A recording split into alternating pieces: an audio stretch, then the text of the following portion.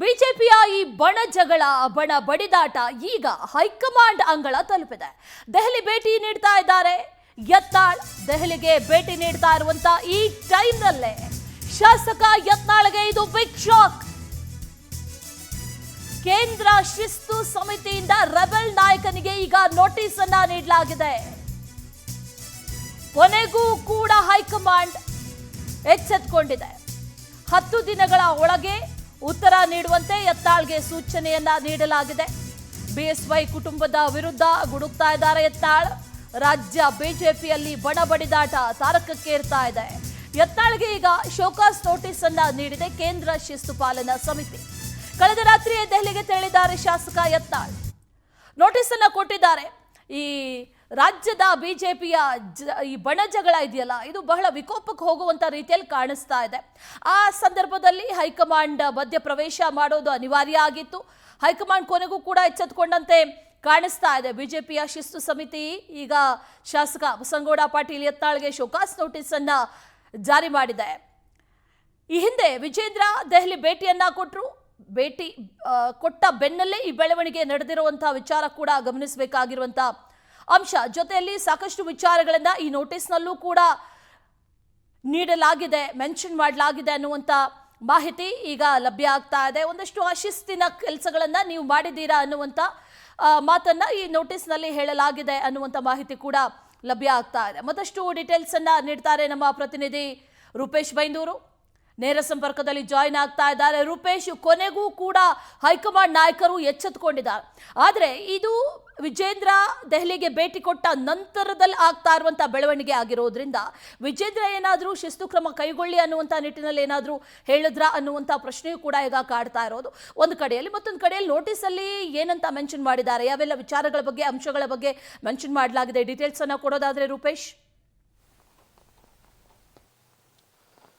ಅಶ್ವಿನಿ, ಕೊನೆಗೂ ಕೂಡ ಯತ್ನಾಳ್ ಅವರಿಗೆ ಕೇಂದ್ರದ ಬಿಜೆಪಿಯ ಶಿಸ್ತು ಪಾಲನಾ ಸಮಿತಿ ನೋಟಿಸ್ ಅನ್ನ ಕೊಟ್ಟಿದೆ. ಯಾಕಂತ ಹೇಳಿದ್ರೆ ಸಾಕಷ್ಟು ದಿನಗಳ ಜಟಾಪಟ್ಟಿ, ಒಂದಲ್ಲ ಎರಡಲ್ಲ, ಸಾಕಷ್ಟು ದಿನಗಳ ಜಟಾಪಟ್ಟಿಗಳ ನಡುವೆ ಯತ್ನಾಳ್ ಅವರಿಗೆ ನೋಟಿಸ್ ಅನ್ನ ಕೊಟ್ಟಿದೆ. ಯಾಕಂತ ಹೇಳಿ ಒಂದು ಪ್ರಶ್ನೆ ಪದೇ ಪದೇ ಕಾಡ್ತಾ ಇತ್ತು. ಯತ್ನಾಳ್ ಅವರು ಈ ಪರಿ ಮಾತಾಡ್ತಾರೆ, ಪಕ್ಷದ ಹೈಕಮಾಂಡ್ ವಿರುದ್ಧ ಮಾತಾಡ್ತಾರೆ, ಈ 2,000 ಕೋಟಿ ಆಫರ್ ಮಾಡ್ತಾರೆ, ಅದೇ ರೀತಿ ವಿಜೇಂದ್ರ, ಯಡಿಯೂರಪ್ಪ ಸೇರಿದಂತೆ ಹಲವಾರು ಜನರ ವಿರುದ್ಧ ಮಾತಾಡ್ತಾರೆ. ಈ ಸಂದರ್ಭ ಯತ್ನಾಳ್ ಅವರ ವಿರುದ್ಧ ಯಾಕೆ ಕ್ರಮ ಆಗ್ತಾ ಇಲ್ಲ ಅನ್ನುವಂತ ಆಗ್ರಹಗಳು ಪಕ್ಷದ ಒಳಗಡೆ ಇತ್ತು. ಅದಾದ ಬಳಿಕವಾಗಿ ಯತ್ನಾಳ್ಗೆ ಪಕ್ಷದಲ್ಲೇ ಸಪೋರ್ಟ್ಗಳಿತ್ತು ಅನ್ನೋ ಚರ್ಚೆಗಳಿತ್ತು. ಯಾಕಂತ ಹೇಳಿದ್ರೆ ಆ ಪಕ್ಷ ನೋಟಿಸಲ್ಲೂ ಕೂಡ ಉಲ್ಲೇಖ ಮಾಡಲಾಗಿದೆ, ನಿಮ್ಮ ಪಕ್ಷದ ಸೇವಾ ಹಿರಿತನ, ಅದೇ ರೀತಿ ನೀವು ಪಕ್ಷಕ್ಕೆ ನೀಡಿದಂತಹ ಕೊಡುಗೆಗಳನ್ನ ಗಮನಿಸಿ ನಾವು ಅಷ್ಟು ದಿನ ಸುಮ್ಮನೆ ಇದ್ದೀವಿ ಅನ್ನೋಂಥ ಮಾತನ್ನ ಹೇಳಿದ್ರು. ಹೀಗಾಗಿ ಇಲ್ಲಿ ಪದೇ ಪದೇ ಪಕ್ಷಕ್ಕೆ ಮುಜುಗರ ಮಾಡ್ತಾ ಇದ್ದೀರಿ, ಪದೇ ಪದೇ ಪಕ್ಷದ ನಾಯಕರ ವಿರುದ್ಧ ಮಾತಾಡ್ತಿದ್ದೀರಿ, ಇದರಿಂದ ಪಕ್ಷದ ಶಿಸ್ತನ್ನ ಉಲ್ಲಂಘನೆ ಮಾಡದಂತಾಗತ್ತೆ. ಹೀಗಾಗಿ ಯಾಕೆ ಈ ರೀತಿಯಾಗಿ ಮಾತಾಡಿದ್ರಿ? ಒಂದು ಆರೋಪ ಮಾಡಿದ್ರು ಕೂಡ ಅದಕ್ಕೆ ಸಬೂಬನ್ನು ಕೊಡಬೇಕಾಗತ್ತೆ. ಯಾಕಂತ ಹೇಳಿ ವಿಪಕ್ಷಗಳ ಮೇಲೆ ಆರೋಪ ಮಾಡಿದ್ರೆ ಆ ಪಕ್ಷಗಳು ಆಡಳಿತ ಪಕ್ಷಕ್ಕೆ ಹೇಳೋದ್ರಲ್ಲಿ ಡಿಫಾಮೇಷನ್ ಆಗುತ್ತೆ. ನೀವು ಸ್ವಪಕ್ಷದ ವಿರುದ್ಧವಾಗಿ ಈ ರೀತಿಯಾಗಿ ಮಾತಾಡ್ತಾ ಇದ್ದೀರಿ, ಯಾಕೆ ಮಾತಾಡಿದ್ರಿ? ಅದ್ರ ಹಿಂದಿನ ಕಾರಣಗಳೇನು? ಇದಕ್ಕೆ ಏನ್ ಸ್ಪಷ್ಟನೆ ಕೊಡ್ತೀನಿ ಅಂತ ಹೇಳಿ ಹೈಕಮಾಂಡ್ ನೋಟಿಸ್ ಅನ್ನ ಕೊಟ್ಟಿದೆ. ಹೀಗಾಗಿ ಯತ್ನಾಳ್ ಅವರು 10 ದಿನಗಳ ಒಳಗಡೆ ಈ ಸೂಚನೆಗಳು, ಈ ಒಂದು ನೋಟಿಸ್ ಅನ್ನು ಕೊಟ್ಟು ನೀವು ಉತ್ತರ ಕೊಡಬೇಕು. ಯಾಕೆ, ಯಾವ ಕಾರಣಗಳಿಗೋಸ್ಕರ ಈ ರೀತಿ ಆರೋಪಗಳು ಮಾಡಿದ್ರಿ ಏನಂತ ಹೇಳಿ. ಹೀಗಾಗಿ ಯತ್ನಾಳ್ ಅವರು ಸೂಕ್ತ ಉತ್ತರವನ್ನು ಕೊಡದೇ ಇದ್ರೆ ಯತ್ನಾಳ್ ವಿರುದ್ಧ ಕ್ರಮ ಆಗುತ್ತೆ ಅನ್ನೋಂಥದ್ದು. ವಿಜೇಂದ್ರ ಅವರ ಟೀಮ್ ಏನ್ ದೂರು ಕೊಟ್ಟಿದ್ದು ಬಂದ ಕೇವಲ ನೋಟಿಸ್ ಕೊಡಿ ಅಂತೇಳಿ ಅಲ್ಲ, ಪಕ್ಷದಿಂದಲೇ ಇಲ್ಲಿ ಯತ್ನಾಳ್ ಅವ್ರನ್ನ ಉಚ್ಚಾಟನೆ ಮಾಡಿ ಅಂತ ಹೇಳಿ ನೋಟಿಸ್ ಅನ್ನ ಕೊಟ್ಟಿದ್ರು. ಆದ್ರೆ ವಿಜೇಂದ್ರ ಅವರ ದೂರಿಗೆ ಸಂಬಂಧಪಟ್ಟಂತ ಈಗ ದೂರನ್ನು ಆಧರಿಸಿ ಯತ್ನಾಳ್ ಅವ್ರ ನೋಟಿಸ್ ಅನ್ನು ಕೊಟ್ಟಿದೆ. ಆದ್ರೆ ನೋಟಿಸ್ ಆದ್ಮೇಲೆ ಏನಾಗುತ್ತೆ ಅನ್ನೋದು ಬಹುಮುಖ್ಯವಾಗುತ್ತೆ. ಯತ್ನಾಳ್ ಅವರು ಸಹಕಾರಣಗಳನ್ನು ಕೊಟ್ಟು ಒಂದಿಷ್ಟು ದಾಖಲೆಗಳ ಸಮೇತವಾಗಿ ಮಾಹಿತಿಗಳನ್ನು ಕೊಡಬೇಕಾಗುತ್ತೆ. ಶಿಸ್ತು ಸಮಿತಿಗೆ ವಿಜೇಂದ್ರ ಆರೋಪ ಏನ್ ಮಾಡಿದ್ರು ಅಂತ ಹೇಳಿದ್ರೆ ಅಂಡರ್ಸ್ಟ್ಯಾಂಡಿಂಗ್ ಪೊಲಿಟಿಕ್ಸ್ ಅಂತೇಳಿ ಆರೋಪ ಮಾಡಿದ್ರು. ಅಂಡರ್ಸ್ಟ್ಯಾಂಡಿಂಗ್ ಪೊಲಿಟಿಕ್ಸ್ ಸಂಬಂಧಪಟ್ಟ ದಾಖಲೆಗಳಿದೆ ಅಂತ ಹೇಳಿದ್ರು. ಆ ದಾಖಲೆ ಎಲ್ಲನ್ನೂ ಕೂಡ ಇಡಬೇಕಾಗತ್ತೆ. ಏನಾದ್ರು ಇಟ್ಟೇ ಇಲ್ಲ ಅಂತ ಹೇಳಿದ್ರೆ ಕೇಂದ್ರದ ಕೆಂಗಣ್ಣಿಗೆ ಮತ್ತೊಮ್ಮೆ ಯತ್ನಾಳ್ ಅವರು ಗುರಿ ಆಗ್ತಾರೆ.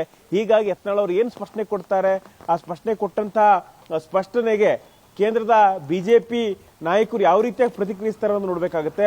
ಒಟ್ಟಾರಾಗಿ ಯತ್ನಾಳ್ಗೆ ನೋಟಿಸ್ ಕೊಡೋದ್ರ ಮೂಲಕವಾಗಿ ವಿಜೇಂದ್ರ ಅವರು ಸ್ವಲ್ಪ ಪ್ರಮಾಣದಲ್ಲಿ ಅವ್ರು ರಿಲೀಫ್ ಸಿಕ್ಕಿದೆ ಅಂತ ನಾವು ಭಾವಿಸ್ಕೊಳ್ಬಹುದು.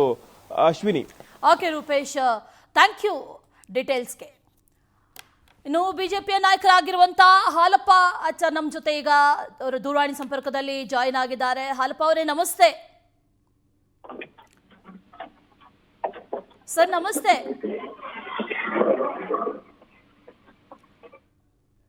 ಸರ್ ನನ್ನ ಧ್ವನಿ ಕೇಳಿಸ್ತಾ ಇದ್ರೆ? ಹಲೋ ನಮಸ್ತೆ ಸರ್, ಕೇಳಿಸ್ತಾ ಇದೆಯಾ ನನ್ನ ಧ್ವನಿ? ನಮಸ್ಕಾರ. ಕೇಳ್ತಾ ಇದೆ. ನಮಸ್ತೆ. ಈಗ ಕೊನೆಗೂ ಕೂಡ ಹೈಕಮಾಂಡ್ ನಾಯಕರು ಎಚ್ಚೆತ್ಕೊಂಡಿರುವಂತೆ ಕಾಣಿಸ್ತಾ ಇದೆ. ಒಂದ್ ಸ್ವಲ್ಪ ಲೇಟ್ ಆದ್ರೂ ಕೂಡ ಎಚ್ಚೆತ್ಕೊಂಡು ಈಗ ಯತ್ನಾಳ್ಗೆ ನೋಟಿಸ್ ಅನ್ನ ಕೊಟ್ಟಿದ್ದಾರೆ, ಶೋಕಾಸ್ ನೋಟಿಸ್ ಕೊಟ್ಟಿರೋದು. ಬಿಜೆಪಿಯಲ್ಲಿ ಆಗ್ತಾ ಇರುವಂತಹ ಬೆಳವಣಿಗೆಗಳ ಬಗ್ಗೆ ಏನ್ ಹೇಳ್ತೀರಿ? ಎಲ್ಲ ಸರಿ ಹೋಗುತ್ತೆ. ಯಾಕೆ ಅವರು ಹಿಂಗೆ ಸ್ವಲ್ಪ ಜಾಸ್ತಿ ಮಾತಾಡಬಾರ್ದಾಗಿತ್ತು. ಮತ್ತು ನಮ್ಮ ರಾಜ್ಯ ಅಧ್ಯಕ್ಷರ ಮೇಲೆ ಮಾತಾಡೋದು ಅಂದ್ರೆ ಪಕ್ಷದ ಹೈಕಮಾಂಡ್ ಪ್ರಶ್ನೆ ಮಾಡಿದಾಗ ಅದನ್ನ ಹೇಳಿದ್ವಿ ನಾವು. ಎಲ್ಲ ಸರಿ ಹೋಗುತ್ತೆ, ನೋಟಿಸ್ಗೆ ಉತ್ತರ ಕೊಡ್ತಾರೆ, ಎಲ್ಲ ಕೂರ್ಸಿ ಮಾತಾಡ್ತಾರೆ ಅನ್ನೋ ನಂಬಿಕೆ ಇದೆ. ಎಲ್ಲ ಸರಿ ಹೋಗುತ್ತೆ, ಒಳ್ಳೇದಾಗತ್ತೆ. ಅವರಿಗೂ ಕೂಡ ಹಾಗೆಲ್ಲ ಮಾತಾಡಬಾರ್ದು ಅಂತ ಹೇಳ್ಬೋದು, ಹೈಕಮಾಂಡ್ ಹೇಳ್ತಾರೆ.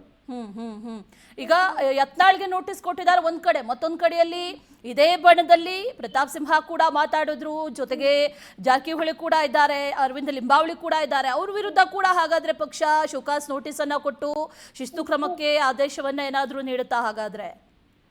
ಇಲ್ಲ ಹಾಗಲ್ಲ. ಎಲ್ಲ ನಮ್ಮ ಹಿರಿಯರು ಇದ್ದಾರೆ, ಅವರೆಲ್ಲ ಕೂರ್ಸಿ ಮಾತಾಡ್ತಾರೆ. ಈಗೆಲ್ಲ ಮಾತಾಡಬಾರ್ದು ಅಂತ ಹೇಳ್ತಾರೆ. ಅದು ಆ ಕಡೆ ಆಗ್ಲಿ ಈ ಕಡೆ ಆಗ್ಲಿ, ಅಥವಾ ನಾವ್ಯಾರು ಮಾತಾಡಿದ್ರು ಕೂಡ ನಮಗೂ ಬುದ್ಧಿ ಹೇಳ್ತಾರೆ. ಎಲ್ಲರಿಗೂ ಹೇಳಿ ಕೇಳಿ ಪಕ್ಷವನ್ನು ಒಟ್ಟಾಗಿ ನಡ್ಸ್ಕೊಂಡು ಹೋಗ್ತೇವೆ. ಅಂದ್ರೆ ಈ ಬಣ ಬಡಿದಾಟ ಎಲ್ಲದಕ್ಕೂ ಕೂಡ ಫುಲ್ ಸ್ಟಾಪ್ ಈ ಶಿಸ್ತು ಕ್ರಮ ನೋಟಿಸ್ ಮುಖಾಂತರ ಬೀಳುತ್ತೆ ಅಂತ ಅನ್ಸುತ್ತೆ. ಈಗ ಯತ್ನಾಳ್ ಅವ್ರು ಹೇಳ್ತಾ ಇರೋದು ಈ ಶಿಸ್ತು ನೋಟಿಸ್ ಏನ್ ಕೊಟ್ಟಿದ್ದಾರೆ ಅದಕ್ಕೆ ಉತ್ತರವನ್ನ ಕೊಡ್ತೀನಿ ಅಂತ ಹೇಳ್ತಾ ಇದ್ದಾರೆ. ಅದ್ರ ಜೊತೆ ದೆಹಲಿಗೂ ಕೂಡ ಹೋಗಿದ್ದಾರೆ, ವಿಜೇಂದ್ರ ವಿರುದ್ಧವೂ ಕೂಡ ಕಂಪ್ಲೇಂಟ್ ಕೊಟ್ಟಿದ್ದಾರೆ. ಅದ್ರ ಬಗ್ಗೆ? ಹೌದು. ಇಲ್ಲ, ಎಲ್ಲ ನಡೀತದೆ ಸಹಜವಾಗಿ. ಸಣ್ಣ ಪುಟ್ಟ ವ್ಯತ್ಯಾಸಗಳು, ಅಸಮಾಧಾನಗಳು ಇದಾವೆ. ಆದ್ರೆ ಅವರು ಬಹಳ ಮುಂದೆ ಹೋಗಿ ಮಾತಾಡ್ತಿದ್ರು, ಅದು ಸರಿಯಲ್ಲ. ಏನಿದ್ರು ಪಕ್ಷದ ವೇದಿಕೆಯಲ್ಲಿ ಮಾತಾಡ್ಬೇಕಾಗಿತ್ತು. ಅದನ್ನ ತಿಳಿ ಹೇಳ್ತಾರೆ, ನಮ್ಮ ಹಿರಿಯರಿದ್ದಾರೆ ಹೇಳ್ತಕ್ಕಂತ, ನಮ್ಮ ಪಕ್ಷಕ್ಕೆ ಹೇಳ್ತಕ್ಕಂಥವ್ರು, ಇಡೀ ಪಕ್ಷಕ್ಕೆ ಹೇಳುವಂತವ್ರು ಇದ್ದಾರೆ. ಪಕ್ಷದವರು ಕೂಡ ನಮ್ಮಂತವರಿಗೆ, ಜೂನಿಯರ್ಸಿಗೆ ಅಥವಾ ಸ್ಟೇಟ್ ಲೀಡರ್ಗಳಿಗೆ ಹೇಳ್ತಾರೆ, ತಿಳಿಸಿ ಹೇಳ್ತಾರೆ ಮತ್ತು ಕನ್ವಿನ್ಸ್ ಮಾಡಿ ಹೇಳ್ತಾರೆ. ಇಲ್ಲದೆ ಇದ್ರೆ ಮುಂದೆ ಅದರದ್ದೇ ಆದ ಕ್ರಮಗಳು ಇರ್ತದೆ. Okay, thank you Power TV ಜೊತೆ ಮಾತಾಡಿದ್ದಕ್ಕೆ. ಶಾಸಕರಾದಂಥ ಹಾಲಪ್ಪ ಅವ್ರು ಮಾತಾಡ್ತಾ ಹೇಳ್ತಾ ಇದ್ರು ಎಲ್ಲವೂ ಕೂಡ ಸರಿ ಹೋಗುತ್ತೆ, ಶಿಸ್ತು ಕ್ರಮದ ನೋಟಿಸ್ ಕೊಟ್ಟ ನಂತರದಲ್ಲಿ ಅವರು ಉತ್ತರ ಕೊಡ್ತಾರೆ, ಎಲ್ಲವೂ ಸರಿ ಹೋಗುತ್ತೆ ಅಂತ ಹೇಳ್ತಾ ಇದ್ದಾರೆ. ಆದರೆ ಎಲ್ಲವೂ ಕೂಡ ಸರಿ ಹೋಗುವಂಥ ರೀತಿಯಲ್ಲಿ ಮೇಲ್ನೋಟಕ್ಕಂತೂ ಕಾಣಿಸ್ತಾ ಇಲ್ಲ ಅನ್ನುವಂಥದ್ದಂತೂ ಪಕ್ಕ. ಈ ಪ್ರತ್ಯೇಕವಾಗಿ ವಕ್ಫ್ ವಿರೋಧಿ ಹೋರಾಟವನ್ನ ನಡೆಸ್ತಾ ಇದ್ದಂಥ ಶಾಸಕರಾದಂಥ ಬಸನಗೌಡ ಪಾಟೀಲ್ ಯತ್ನಾಳ್ಗೆ ಇದು ಬಿಗ್ ಶಾಕ್. ಬಿಜೆಪಿ ಕೇಂದ್ರ ಶಿಸ್ತು ಸಮಿತಿ ಈಗ ನೋಟಿಸನ್ನ ಕೊಟ್ಟಿದೆ, ಜೊತೆಗೆ ಕಾರಣಗಳನ್ನ ಕೇಳಿದೆ. ಯಾವ ಕಾರಣಕ್ಕಾಗಿ ನೀವು ಇಂಥ ಹೇಳಿಕೆಗಳನ್ನ ಕೊಟ್ಟಿದ್ದೀರಾ ಅನ್ನುವಂಥ ನಿಟ್ಟಿನಲ್ಲಿ ಒಂದಷ್ಟು ಕಾರಣಗಳನ್ನ ಕೂಡ ನೀಡಿ ಅನ್ನುವಂಥ ನಿಟ್ಟಿನಲ್ಲಿ ನೋಟಿಸನ್ನು ಕೊಟ್ಟು 10 ದಿನಗಳ ಒಳಗೆ ಉತ್ತರ ಕೊಡಬೇಕು ಅನ್ನುವಂಥ ಸೂಚನೆಯನ್ನ ಕೂಡ ನೀಡಲಾಗಿದೆ. ನಿರಂತರ ವಾಗ್ದಾಳಿಗಳು ನಡೀತಾ ಇತ್ತು. ವಿಜೇಂದ್ರ ವಿರುದ್ಧ ಪರ್ಸನಲ್ ಆಗಿ ಸಾಕಷ್ಟು ಟೀಕೆಗಳನ್ನ ಮಾಡ್ತಾ ಇದ್ರು, ಸಾಕಷ್ಟು ಆರೋಪಗಳನ್ನ ಕೂಡ ಯತ್ನಾಳ್ ಮಾಡ್ತಾ ಇದ್ರು. ಕೇಂದ್ರದ ವರಿಷ್ಠರಿಗೆ ದೂರನ್ನ ಕೂಡ ಕೊಟ್ಟಿದ್ರು, ವಿಜೇಂದ್ರ ಕೂಡ ದೂರನ್ನ ಕೊಟ್ಟರು, ಈ ಕಡೆಯಿಂದ ಯತ್ನಾಳ್ ಕೂಡ ದೂರನ್ನ ಕೊಟ್ಟಿದ್ದಾರೆ. ಈಗ ಶೋಕಾಸ್ ನೋಟಿಸ್ ಅನ್ನ ನೀಡಿರೋದು ಎಲ್ಲದಕ್ಕೂ ಪೂರ್ಣ ವಿರಾಮನ ಅಥವಾ ಇದೆಲ್ಲದಕ್ಕೂ ಮುನ್ನುಡಿ ಬರೆಯುತ್ತಾ ಮತ್ತಷ್ಟು ಹೋರಾಟ ಜಾಸ್ತಿ ಆಗತ್ತಾ ಅನ್ನುವಂಥ ಪ್ರಶ್ನೆ ಕೂಡ ಈಗ ಕಾಡ್ತಾ ಇದೆ. ಪಕ್ಷದ ಒಂದಷ್ಟು ನಿಯಮಗಳನ್ನ ಉಲ್ಲಂಘನೆ ಮಾಡಿದ್ದಾರೆ ಅನ್ನುವಂಥ ನಿಟ್ಟಿನಲ್ಲಿ ಈಗ ಈ ನೋಟಿಸನ್ನು ನೀಡಲಾಗಿರೋದು 10 ದಿನದ ಒಳಗೆ ಉತ್ತರ ಕೊಡಬೇಕು ಅನ್ನುವಂಥ ನಿಟ್ಟಿನಲ್ಲೂ ಕೂಡ ಹೇಳಲಾಗಿದೆ.